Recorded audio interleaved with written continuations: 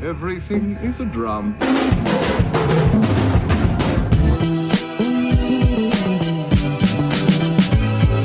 Hey!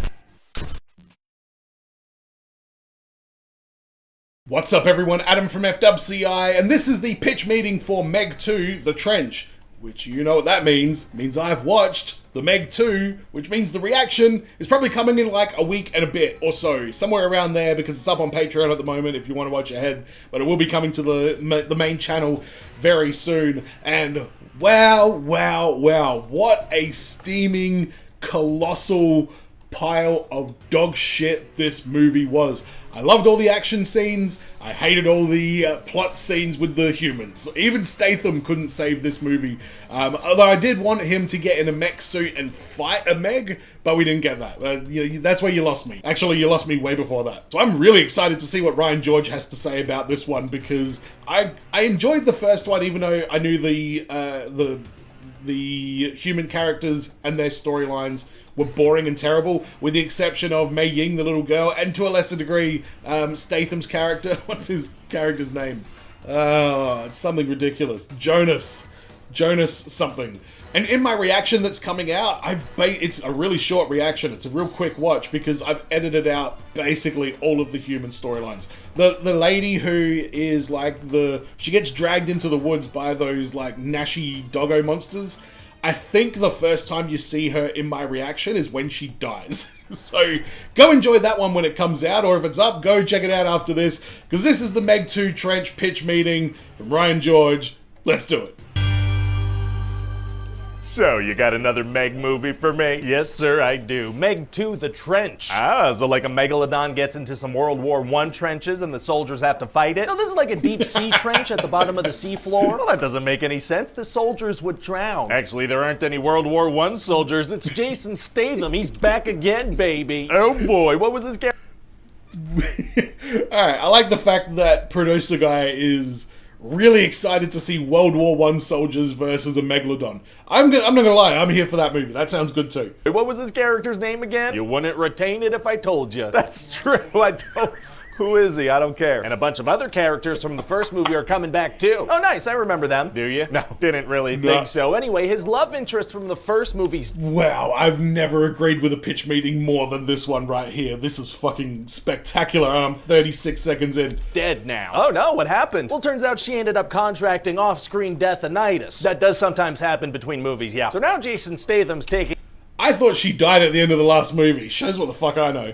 Care of her daughter, Mei Ying, so he's basically a dad now. Very parental. And so in this movie, we're gonna have even more Megs and some freaking dinosaurs. Dinosaurs? Well, there are dinosaurs in the Meg books, sir. These are based on books? They actually are, sir. What? Well, geez, you just made me kind of want to learn how to read. Great. Or at least invent some kind of service where people read books to you. Audible. Well, I'm glad you were able to hear me, but don't steal my idea, you son of a gun. Oh my god. And what?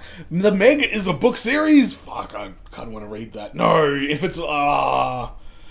I'm so curious to see what that is like, but if it's like more humans than Meg, it would be one of the worst experiences of my life. So, big risk, reward decision to make with that.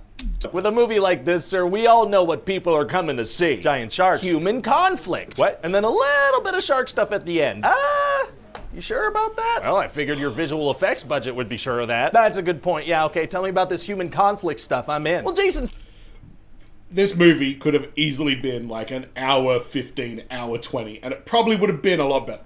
Statham has been working with his deceased wife's brother, Ju Ming, right? Okay, and this freaking guy has a Meg in captivity that he discovered as a pup. So they're keeping it in a megalodon-proof containment thing? Completely megalodon-proof, sir, except for a megalodon-sized tunnel that's closed by a tiny gate. And goes directly into the ocean? What? So they're in their little submarines on a trench exploration run, and this Meg starts chasing them, so they go down under the thermocline. Which is something science-y, I'm pretty sure. That's right, it is. I knew it. It's this temperature transition area in the ocean that the Megs can't travel through. Gotcha. So then this Meg travels through it. Freaking useless thermocline, stupid thermocline. See, turns out there are some bad guys at the bottom.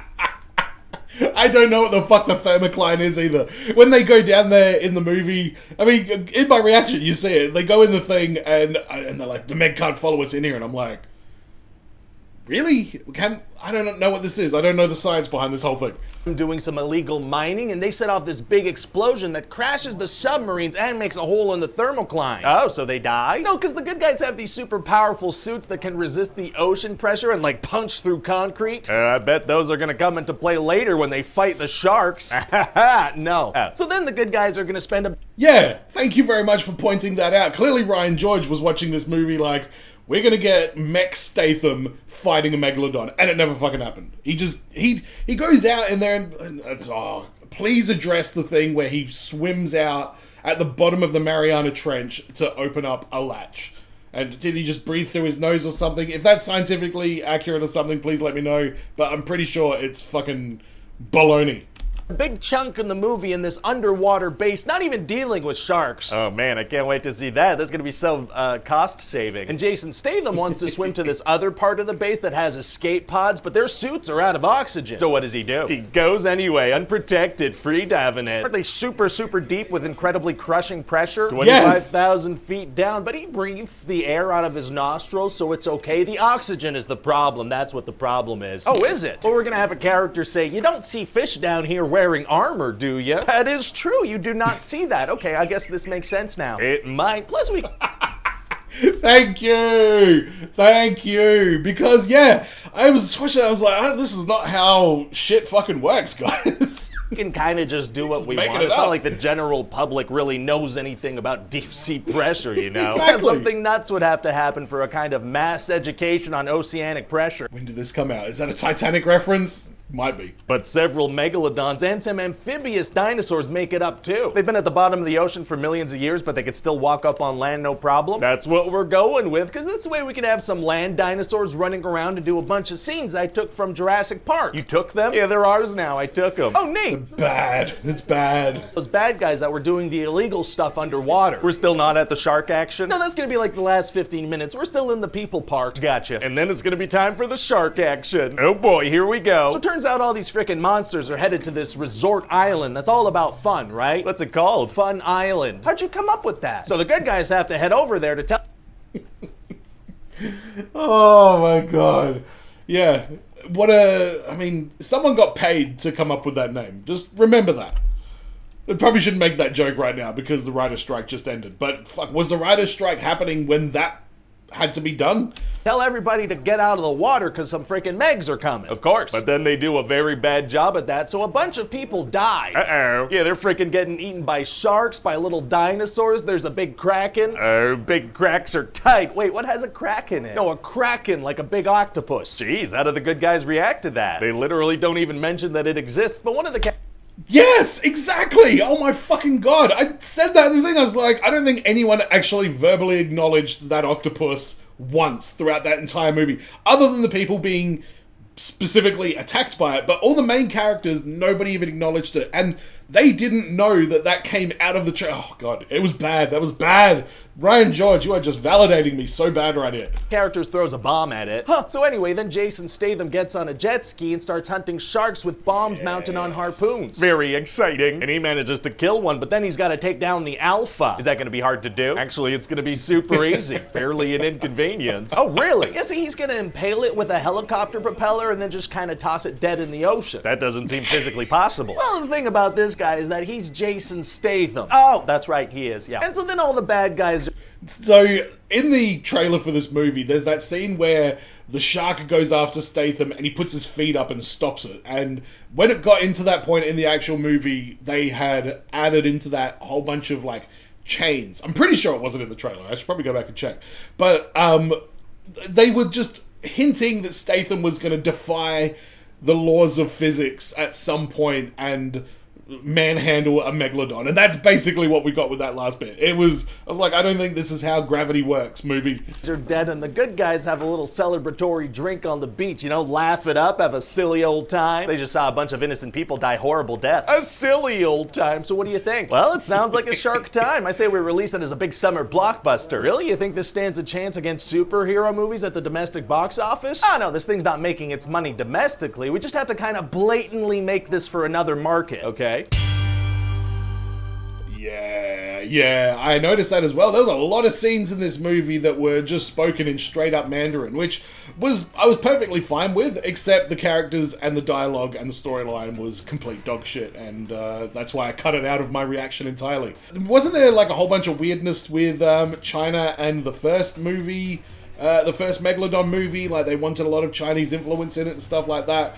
So I don't know the politics behind all that. I'm not getting into any of that. But this movie was a significant drop off from the first one, and the action at the end was good.